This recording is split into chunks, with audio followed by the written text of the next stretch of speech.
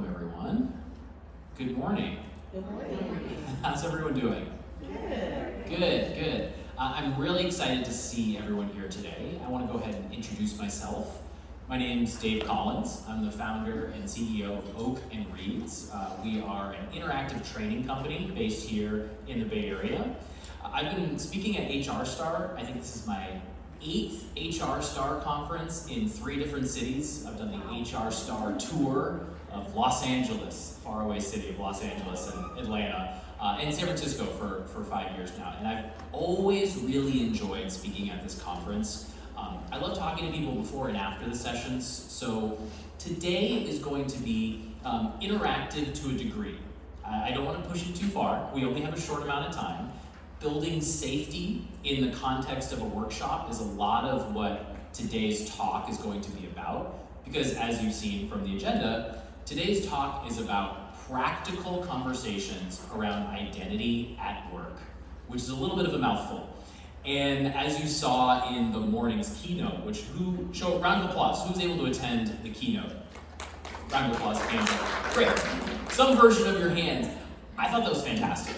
And today, I didn't know what the speaker was going to be, but I would say this session today, you could almost see it as the breakout session from today's keynote. And we didn't coordinate whatsoever, but I was listening and thought I really agreed with a lot of what he was saying. So what I'm going to give you today is, in a sense, a preview of how I like to run half-day workshops on the topic of inclusion and the topic of building a sense of belonging within a team and within an organization. We're going to be going too fast to truly cover it in the way that I would if we were, a group of 20 for a half day.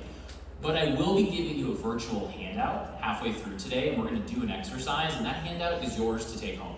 Right? That's for you. That is to use as you will. These exercises I've borrowed from all sorts of places. I'll give you some great sources. The University of Michigan has phenomenal online resources on having these conversations over the course of weeks and months. So again, I'm borrowing a lot of things. But I want to give you a sense of how you can start these conversations, whether you're a facilitator or whether you are going to hand this off to someone in a learning and development team, or if you're going to want to work with me, because I'll be honest with you, this is the work I do. I want to start with a story. Well, I guess I started with an introduction. Part 2 is going to be a story. And I was teaching a version of this workshop for a client of mine. I've been working with them for years. And this was a workshop on Zoom. They have a distributed team. Their headquarters is in the Midwest, but they have people all over. So we do a lot of virtual training. And I had just done a 2-hour workshop as part of a 6-part manager series for their first-time people managers. And I was kind of feeling myself. Did a 2-hour workshop, things went great, the interactive exercises were good, people were opening up, people were sharing aspects of their history, people were asking great questions, people were revealing their vulnerabilities, and I'm patting myself on the back as I sit in my home office wearing my button-down shirt and my sweatpants. And I always offer at the end of these workshops, if you'd like to stick around and chat, stay online. Right? Because sometimes people have questions they don't want to ask in front of 20 colleagues, they just want to find me. And usually 1 or 2 people stick around, we have really good conversations. So one guy, I won't say who he was, well, you don't know him, but he stuck around. And I'm interested, and I said, John, not his name, thanks for sticking by. You haven't stuck around for any of these. What's on your mind? And he asked a question, I'll never forget it. He said, when are we going to be done having these conversations about inclusion? And I was a little stuck by that. I thought in my head, were you just here for the last 2 hours? Did you pay attention to anything that anyone was saying? And I wanted to follow, like we learned this morning, the HEART acronym. I didn't have HEART in my head, but I follow a lot of similar inquisitive reactions when faced with something that hits me and kind of contradicts my values in a way. And I go, what do you mean? Tell me a little bit more. And he said, on my team, I feel like at an organization, we're having these conversations about identity and background and having these conversations around being diverse. And I really just want to know, when can we just get down and just do the work, right? Why do we have to keep having these conversations? When does it end? And I said, well, I don't think it's going to end. In fact, I think this is a muscle we're trying to build so that we see each other for who we are. that we understand how to have these conversations and learn about different backgrounds and kind of move forward in a way so we can allow people to bring their full selves to work. And he paused and he thought about it and he said, well, I just don't, it makes me uncomfortable. And so this workshop is about having conversations with that person, right? It's about creating a space for the person who doesn't immediately understand why we talk about identity, why this matters, and how it helps people bring their full selves to work, how we can have that conversation and make it safe for everyone to participate, even people who don't have the tools. That's what today's workshop is about. And I'll tell you how that conversation ended at the end of this workshop. I always start by setting some agreements. And the first is around safety. And by making someplace a safe space, I encourage people to, when they're hit with a comment or a question or something that someone says that doesn't quite resonate with them quite the right way, just like with John saying, why are we continuing to have these conversations? Start with a question rather than a judgment. Just like we learned this morning, curiosity as your leading light as opposed to reaction and judgment is going to take you a long way. The second rule I always say is we all have a role to play in each other's learning. And by that I mean every single person's perspective in the room is interesting and useful, regardless of where you're coming from. And you may think that your story is not that interesting or normal or not that enlightening to people, but I guarantee you by sharing it, you're gonna say something or reveal something that someone has never heard before. You might have the aha moment for someone else in the class, so we encourage people to share, especially when we do those breakouts. Not all questions have answers. And this is a really hard one that I find in these workshops. People ask a question and I can't give an answer. The group can't give an answer. There might not be an answer to be given, and sitting in that is really challenging. And so that's gotta be okay. Some people may just wanna listen. It may not be the day for you to be vulnerable in a group, and that's okay, but still be here. Be present, ask a question, maybe an exercise hits you the wrong way, that's okay, but participate in whatever it works for you. And in most of my workshops, I'm a cold caller. I wanna get as many voices in the room. I wanna hear from people. I wanna make sure if someone's being quiet in the corner, let's say we're doing a workshop on feedback, I wanna get everyone's voice in at once. I don't have that mindset when I'm doing a workshop on inclusion, because not everyone is ready to participate in the same way every day. That's okay, right? I don't wanna push people. Curiosity over judgment, I kind of already talked about that, but assume people want to say something useful and ask a follow-up question rather than a judgment. And the last thing, this is a rule for any workshop I ever run. This is a rule that's, I think, worth borrowing. It's called step up, step back. Has anyone heard of this in a workshop setting? Yeah, I've got some folks. What this means is if you are the person who is just geared up to have this conversation today, that you are always raising your hand, you have 10 things to say on this topic of identity. I'm so happy that you're here. I would ask you to take a half a step back in this conversation to give a little space for the person who's unsure, who's maybe not well practiced in this language or terminology or these ideas, is a little nervous to say the wrong thing. And I want to challenge that person to take a half step forward. What that does is it puts everyone in the room in charge of balancing the conversation, not just me, the facilitator. Because I'm not going to tell people to be quiet, but if there's a person who's raising their hand and wants to speak for the 10th time in the last 20 minutes, I want that person to realize that's not what's needed.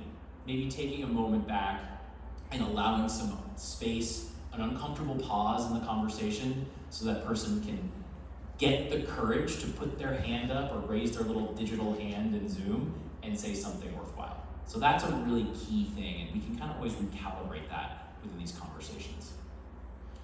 I always ask, is there anything you'd like to add? Some people have great rules. And at least for today, I'm gonna make a rule for this room. We're gonna save questions till the end, just so we don't derail anything. And I'll stick around and we can have a conversation up front here. So that's just kind of making sure everyone understands the rules of the room. I always start by defining our terms. So when I'm talking about a workshop on inclusion and belonging, I always want to ask, what does it mean to feel included? And inclusion is a word that gets used a lot. And I'm curious, I'd love to have a volunteer. Would anyone like to volunteer to read this definition of diversity? So I see a hand going up for glasses. Yeah, back there. Can you read that? And shout it out. Stand up and shout it out. A wide range of visible and invisible differences that exist amongst people. These include values, religion, beliefs, cognitive educational training, sexual orientation expression, physical differences, experiences, backgrounds, preferences, and behaviors. This is sometimes called our collective mix. Thank you. Round of applause for a brave volunteer. Nice booming voice from the back. Appreciate it. Who wants to read our definition of inclusion? Same deal. This is an easy volunteer. I see your hand coming up. Yes, you want to stand up and read for us? Great. And what's your name? Joy. Joy. Inclusion, behaviors that cultivate an environment in which all people are included, treated equitably, respectfully, have equal access to opportunities, resources, and can be themselves while contributing to the organization's success. This is described as making the mix work. Excellent. Round of applause for Joy. Great. So I get tired of hearing my own voice in these workshops. So I appreciate when we can get some other voices in. And for some folks, this is a great way to volunteer. This is a warm-up. So what I'm doing right now, I'm sort of pulling back the curtain on how I facilitate these conversations, getting more voices in the room, even if it's as simple as reading some definitions off the board. And I like these definitions. There are many different definitions of these two terms, but I always call out a couple of things. One, diversity within a group is something that always exists. There's always diversity within a group of people. If you have two people, there's going to be a difference of backgrounds, religion, beliefs, education, that whole full list there. And I think this is a really big point to make, that everyone has an identity, has a background, has something about them that is unique to them, and it's always worth the work to surface that and get that up in the air. Diversity is something we have, inclusion is something we do. That's the big difference. There's a noun, and then there's a verb. So I can't train a room to be diverse, right? You are who you are, but I can train a room to do behaviors that are inclusive. So that's the real key with a workshop or a training or a conversation about this. The mix versus making the mix work. And so I like metaphors in all these trainings. And Korn Ferry, you all know who Korn Ferry is, the organization, they talk about this difference in a really succinct way. While getting the mix is extremely hard, making the mix work is harder. The key to making the mix work, in other words, the key to generating inclusion, is for the entire system in your organization to nurture and enable the mix. I have a very small garden at home. It's got a lemon tree, it's got a lime tree, it's got some other stuff going on, but it's very small. Gardening is my favorite metaphor for this work. It's not enough to plant a bunch of seeds in a pot or in a yard and hope this is going to be a Martha Stewart level garden. That is not how it works, right? So even in California, where all the conditions are right for us to grow a great garden, I'm from New England, where it's all rocks and lightning storms, you have to work at it. So gardening is actually the act of tending. It's watering, it's weeding, it's talking to your plants nicely when you water them. It's giving it sun, it's pruning, it's doing all the work around it. It's not just putting the seeds in the ground. Putting the seeds in the ground, it's too late after that. You have to do this work every single day to make that garden work. And if you do that work, you will have an organization that has a healthy amount of diversity that feeds itself, that attracts other people from different backgrounds who see themselves in your organization because everyone's doing that work all the time. That's what these workshops are about. Does that resonate? Does that make sense? It's a metaphor? Okay. So what I want to do is I want to have a quick 2-minute conversation. We did it in the main room, so I know we can do it here. This is an exercise I like to do after I offer these definitions. And it's really quick.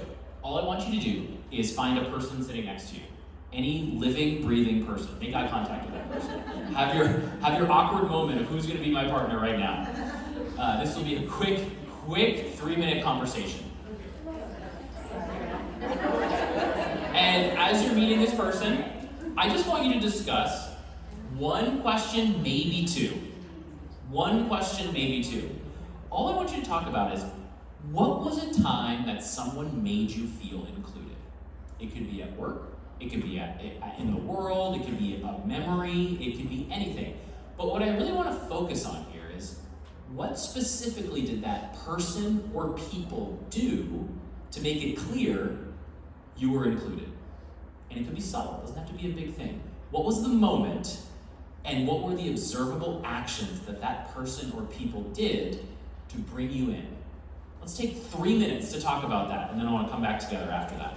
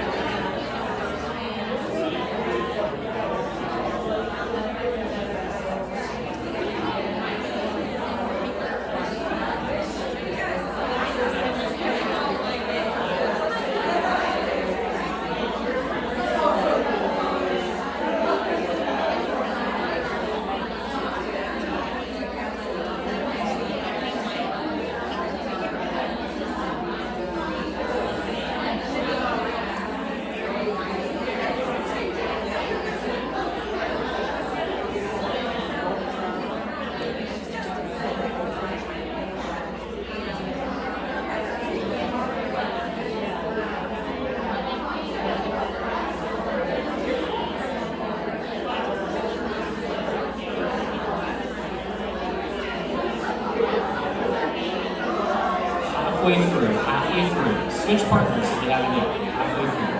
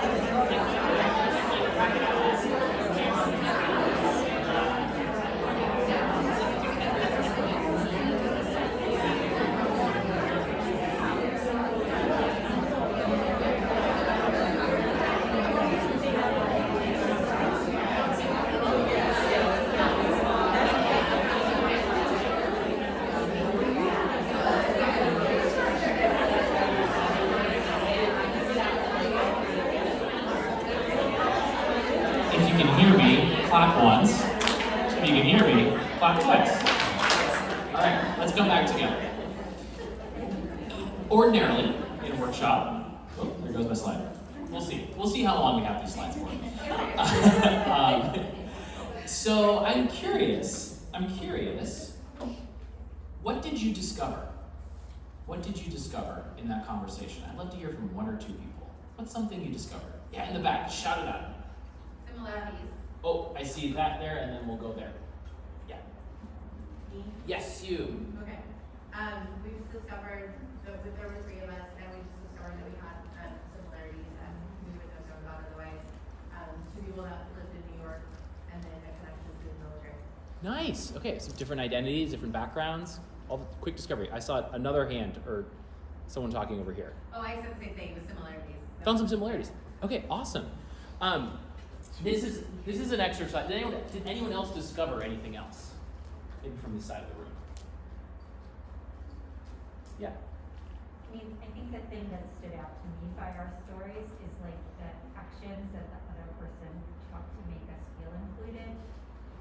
seems so easy, right? And so like makes me optimistic that I could do that same thing as part of my regular business with interactive people. Yeah, really well said. And just to repeat that, the actions that they identified are so easy. Simple things. This is not challenging in a vacuum.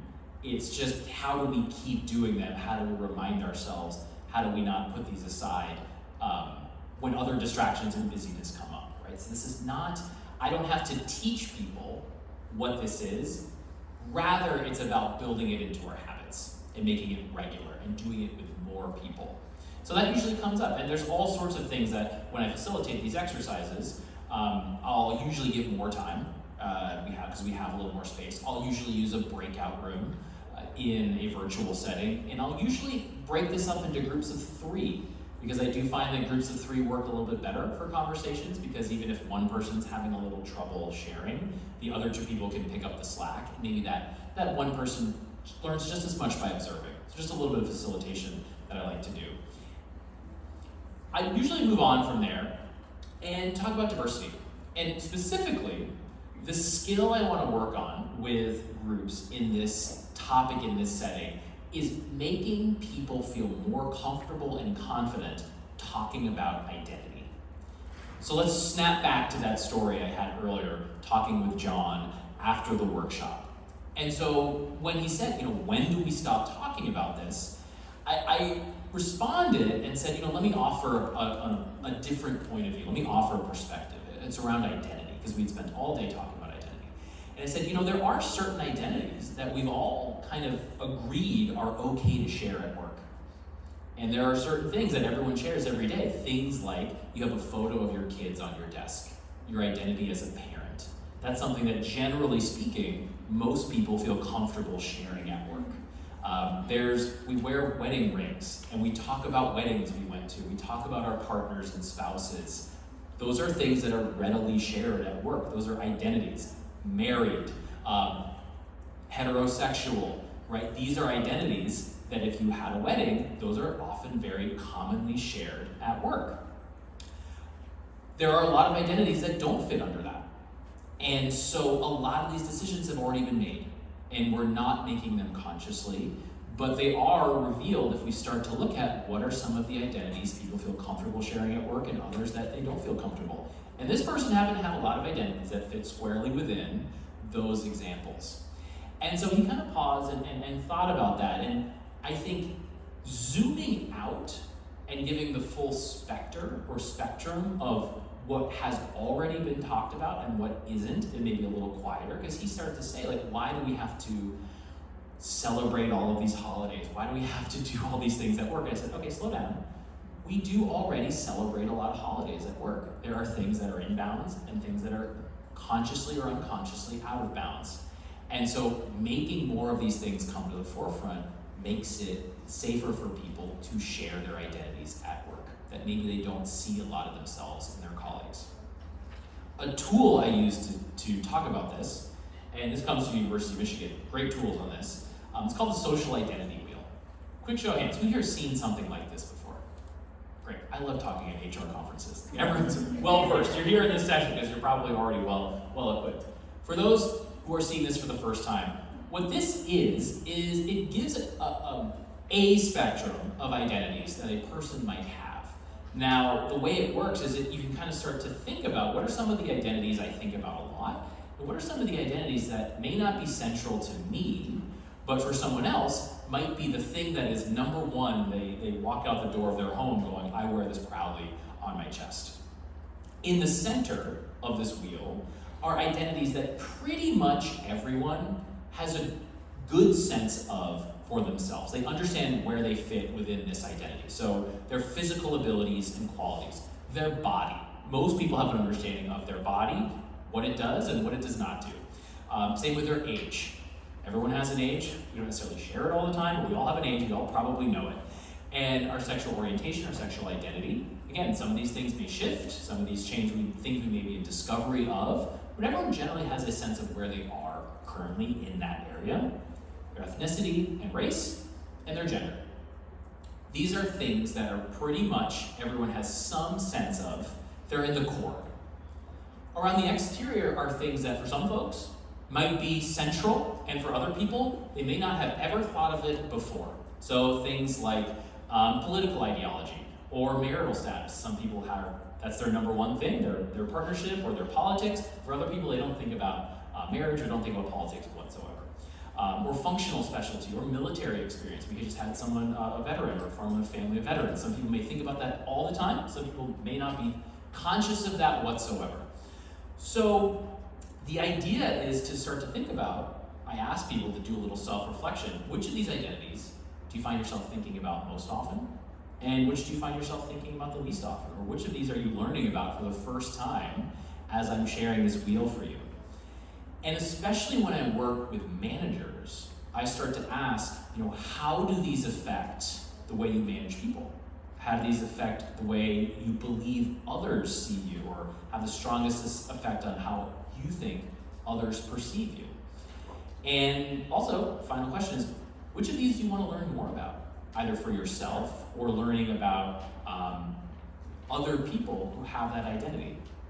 And so this is a good self-reflection. I like to ask these questions, give people a good amount of time. I usually don't debrief this because I do find that this is something that we're just kind of dipping our toe into these identities. But it's always interesting to know that people go, I never thought about that, or never thought about thinking styles as a vector of identity. And that's a really critical one, right? Because if you are presenting, let's say today, I know that my presentation is going to be more well received by visual learners and auditory learners. And for those of you who are kinesthetic learners and like to get up and move around, a conference setting is terrible for you. You're sitting all day, you're probably bored, you're probably not really listening to the words I'm saying right now, you're zoning out. And that's part of the dynamic in a learning environment. And in a workshop when we had more time, I'd get you up, I'd get you moving, we'd form a circle, just to get that type of learning activated. But unfortunately, the South San Francisco Conference Center does not lend itself well to that kind of learning. But again, it's one of those things that may be the number one thing someone thinks about every day at work. How am I going to pay attention through all these PowerPoints? And they're working overdrive to figure out all of these strategies to make sure that their learning and thinking style gets fed. And for 99% of the other people, it's PowerPoint, it's whatever, I got what I need, I listened, I learned, it was no problem. That's identity also, and that's something we have to get good at talking about, especially in the workplace. So, I always like to share this slide. This is one of my favorite slides to talk about identity, because it's a shifting target. It's not like I take a photo of my sense on that wheel, and that's good for the next decade. No. 4 things to remember about social identities. 1, they're dynamic. Some we choose, some we're born into. Some are visible, some are invisible, and some are shifting. For example, age is an identity that is shifting for 100% of the people in every single room. Unfortunately, we're all getting older. Right? Aging is a privilege. However, I am not the same person I was when I was 12. I am not the same person I will be when I'm 70. Right? So that's something that's always shifting. Other identities may shift as well, our perceptions of them. So it's not static. Multiple. Different people have more than one. Pretty much everyone has more than one. And they interact in different ways. So for me, some of my identities that are visible, that give me agency, I am white, I am cisgendered, I am married, I'm a father. These are all identities that interact in a different way for me than for someone sitting next to me with those same identities. There are also identities, and I'll get to number 3 right now, that have a different effect in society. A lot of these very visible front of house identities for me allow me to move through the world and honestly allow me to do this job, facilitator and speaker. It allows me to get on a plane, allows me to move through a city, it allows me to check into a hotel and not get a second look. It allows me to enter an office. If I forgot my ID, it's okay, I'll make it work. It allows me to enter a room of strangers and create a sense of safety without turning on alarm bells for a lot of people. It is a job that I have been able to do because of a lot of my agent identities give me that privilege. It's not the same for a lot of people. And so sociological, another example I'll give is your commute to work. Your commute to work. You may feel a certain set of identities at home as you're waking up with your family or your roommates or your spouse or your kids, and then you walk out the door and get in your car and turn on the radio or a podcast, and you feel a different identity. Maybe you're listening to a sports podcast and you're a Giants fan, or you're listening to a political podcast, and that's activating an element in the privacy of your car. Or you're on BART and you feel a different set of identities as you interact with different people. And then you walk through the door of your office, and all of a sudden you're a manager. You're a people manager, you're a vice president, you're an intern. There's a power dynamic there. And then you do all that again in reverse on the way home. So within one day, all of these different identities come up for you or are put to the side, and it has nothing to do with you changing, it's the rooms you're moving through. So that's another element of sociological. Different parts of the country, you may feel different ones. And then the last one is saliency. When I do these workshops in an off year, an off election year, no one talks about politics. This fall, everyone's gonna wanna talk about politics. I get the same question every time. I love the slide he talked about earlier of how to talk about politics at work. I agree with all of that stuff from the keynote, but saliency, the time of year when I do these workshops in December, religion comes up, family status comes up as people are traveling, and when I do things around an election, political identity, and other identities, right, come to the forefront. So all this stuff is shifting all the time, and that's okay, right? This is why this is a muscle worth building. Okay, so I'm curious. Let's take 3 minutes. I'd love to do an exercise. Let's have a conversation with that same partner. And again, you don't have to share if you don't want to, but we're warming up our muscles. I'd love for you to share, for you, which identities you feel have the strongest effect on yourself, just right now. And I can put up that identity wheel. In this room, in this conference, what identities do you find are most salient for you? How are they affecting you? And specifically, if you'd like to, how do they affect how you show up as a leader, as a human resources or people leader? If you just want to observe, that's fine. But I'd love for you to take 3 minutes and just reflect on this, and I'll put the wheel slide back up. What 1 or 2 identities are coming up for you as most salient right now? And we'll come back to this in 2 minutes.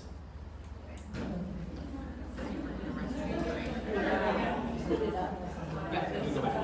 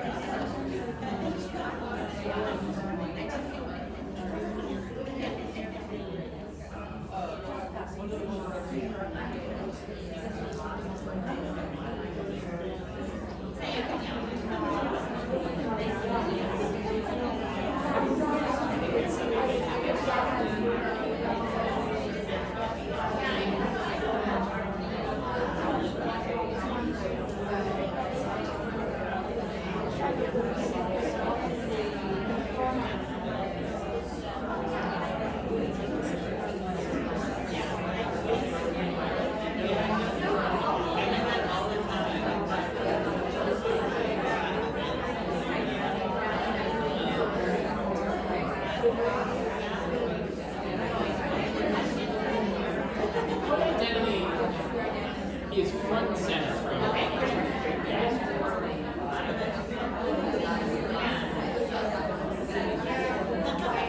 Yeah, it's just how does it affect you as a leader? How do you show that?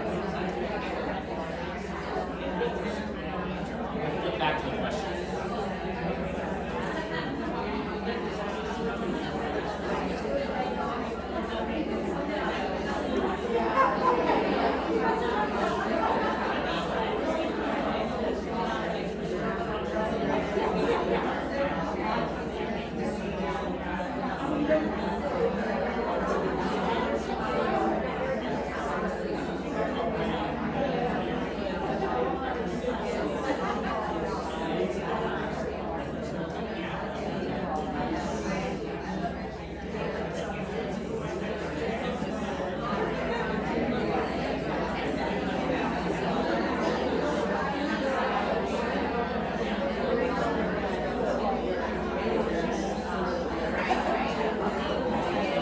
One more minute. 1 minute.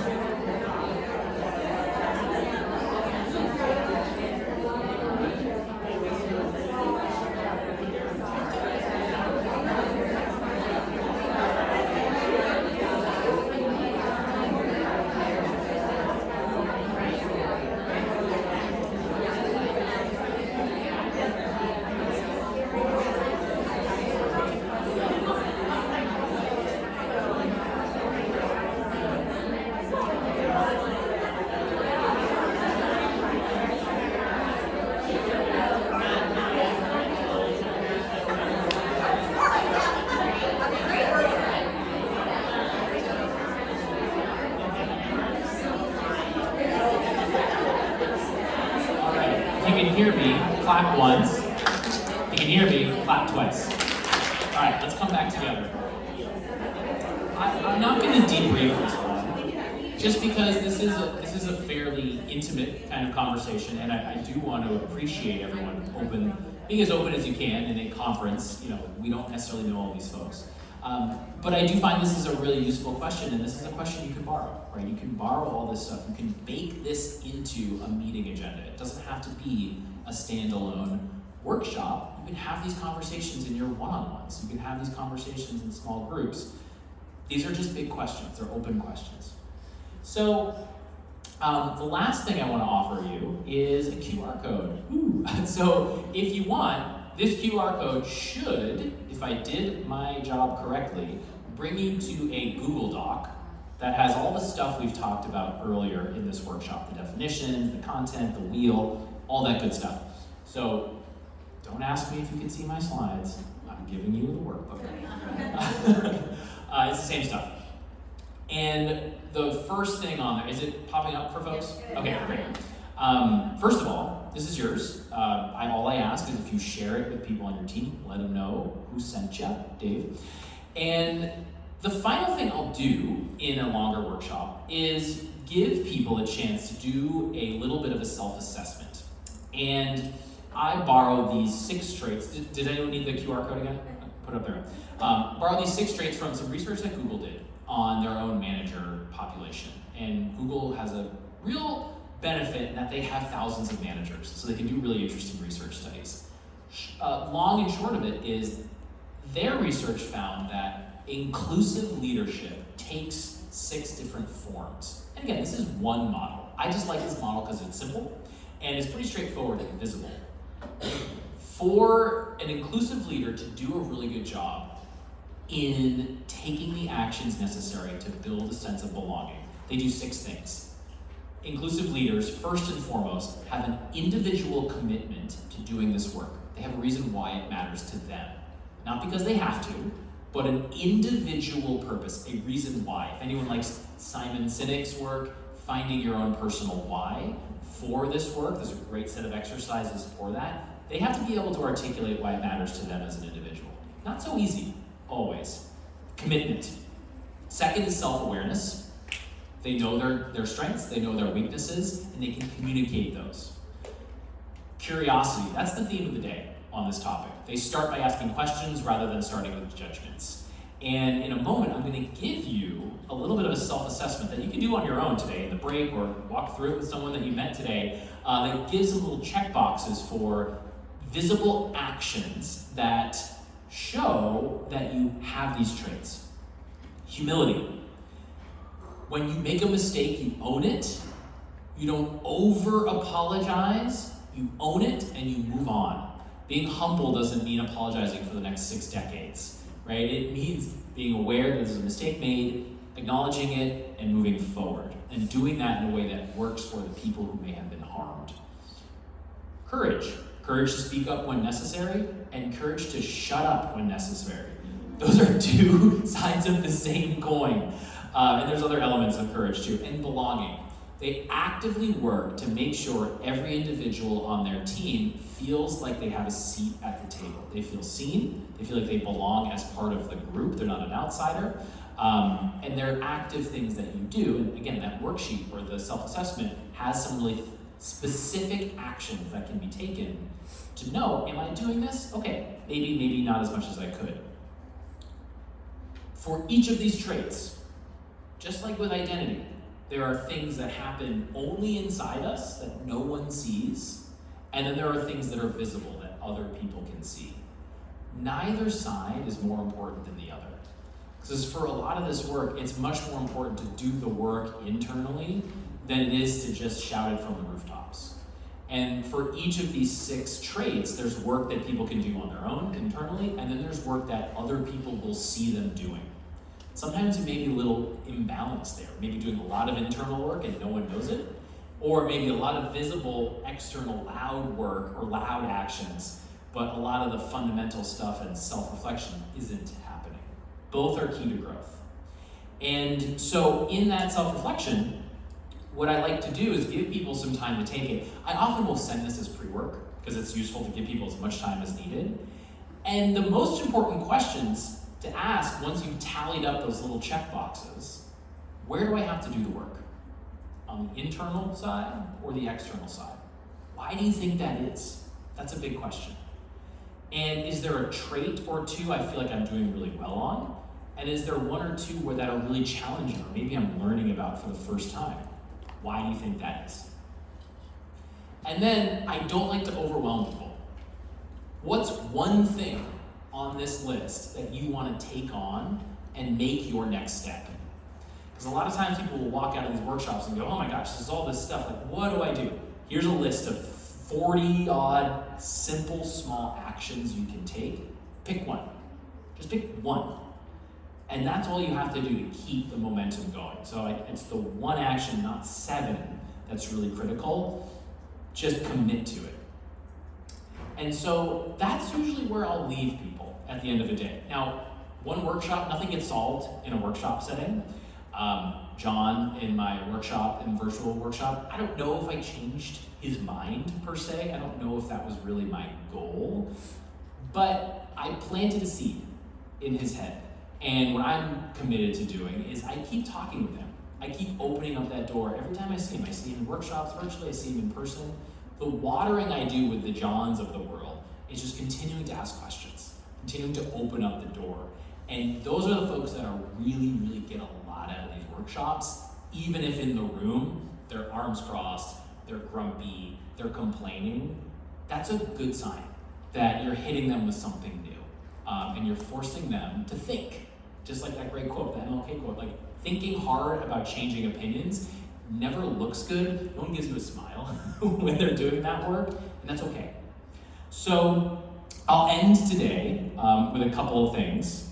I'd love for you to take a moment for yourself. We're not going to share this out loud.